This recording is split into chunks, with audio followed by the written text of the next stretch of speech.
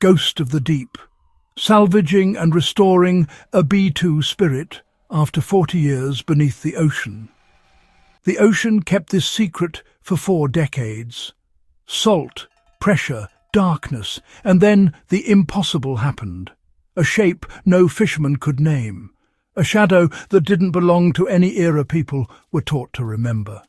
This isn't a feel-good recovery story. This is about dragging a ghost back into daylight and forcing history to speak again. Welcome back to 0 Hour. World War II, where the past never stays buried for long. A bomber that was never meant to be found. The B-2 Spirit was designed to vanish. No sharp edges, no loud signature, no obvious reflection.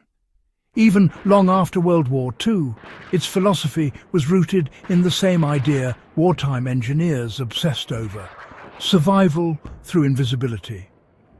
When one of these aircraft ended up on the ocean floor during a classified test era, it wasn't meant to come back. Not intact. Not ever. 40 years underwater is not a pause button. It is a slow-motion execution.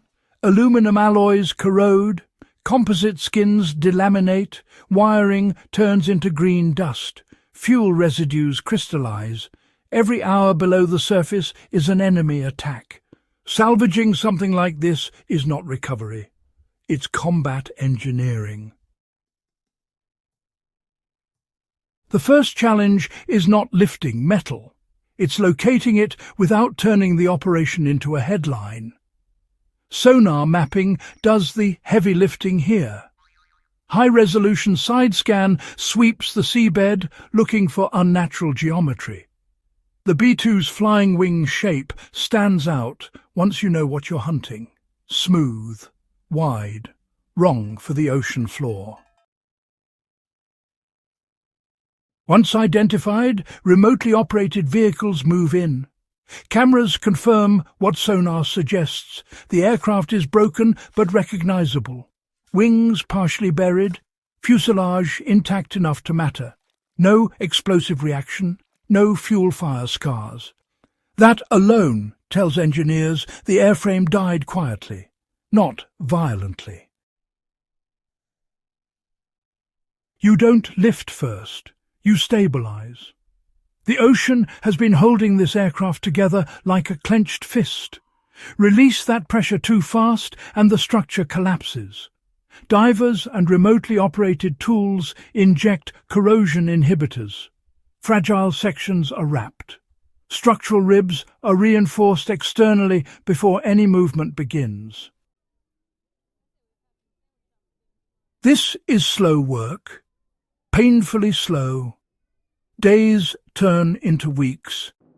The goal is not beauty, it's survival.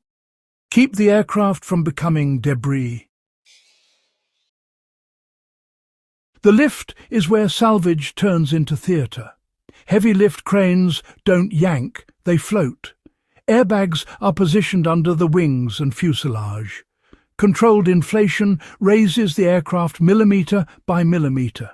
Sensors track stress points constantly. If a wing root starts to give, the lift stops. No heroics, no shortcuts. Once neutral buoyancy is achieved, the B-2 is guided into a submerged cradle, still underwater, still protected.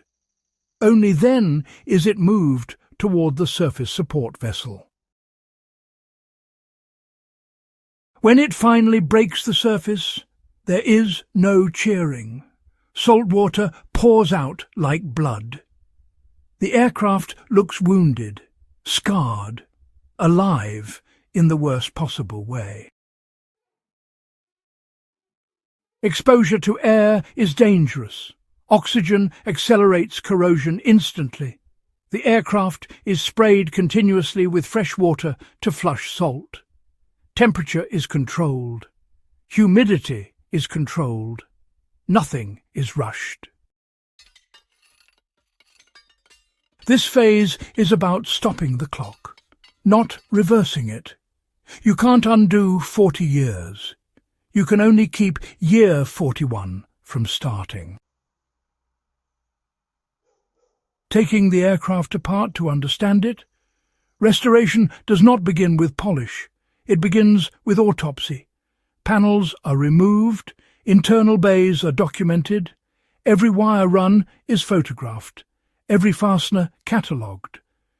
Engineers are not just fixing a plane, they are learning from it. This is where World War II thinking still echoes. Redundancy, survivability, the mindset that assumed something would go wrong and planned for it anyway. The B-2 carried that DNA forward. Seeing how those ideas survive decades underwater is invaluable. Avionics are mostly gone. Salt killed them long ago.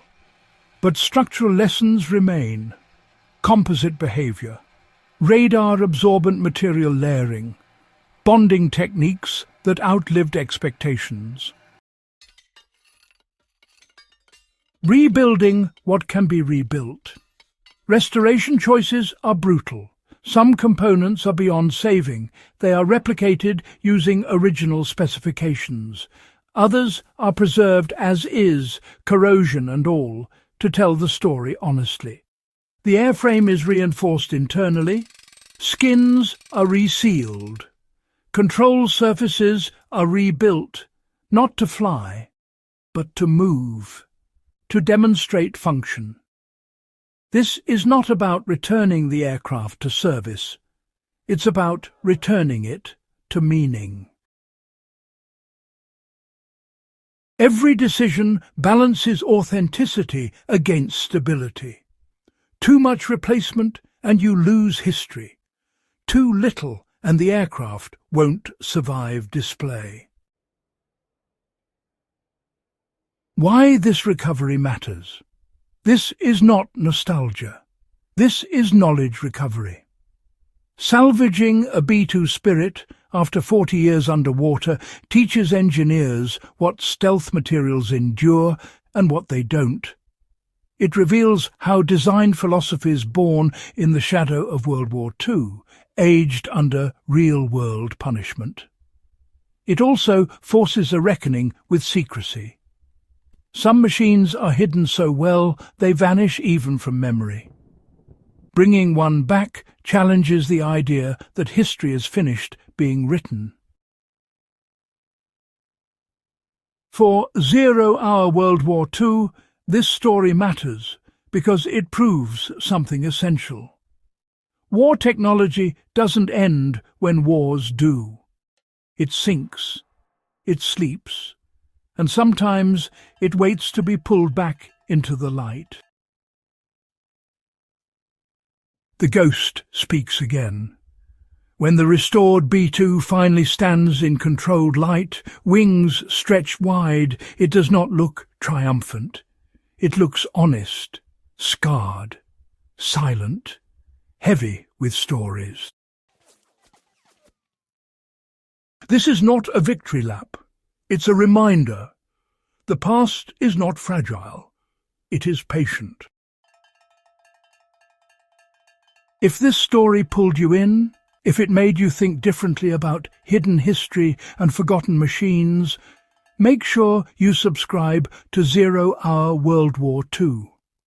Share this with someone who thinks everything worth knowing has already been found.